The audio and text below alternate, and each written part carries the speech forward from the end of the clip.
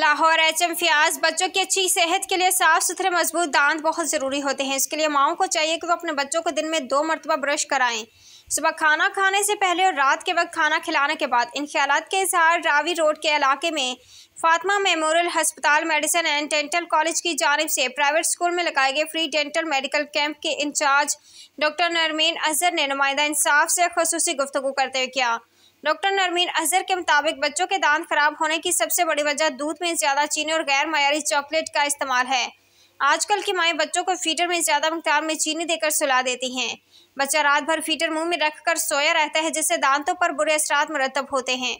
College की principal miss Simon ने Fatima memorial अस्पताल की इंतजामिया और फ्री मेडिकल कैंप में खिदमात देने वाले तमाम डॉक्टर्स का शुक्रिया अदा करते हुए कहा, बच्चों की सेहत और नशोनुमा के लिए माओं का किरदार बहुत अहम है। उन्हें चाहिए कि बच्चों को ब्रश करने की तरगीब दें और खाने पीने वाली ऐसी चीज़ों के इस्तेमाल से परहेज़ कराएं जो बच्चों के दांतों पर असरअंदाज होती हैं। फ्री डेंटल मेडिकल कैंप में स्कूल के तलबा और तलबात के अलावा वालिदैन ने भी अपने दांतों का मुआयना कराया। फ्री डेंटल मेडिकल कैंप बच्चे दांतों का मुआयना करा रहे हैं।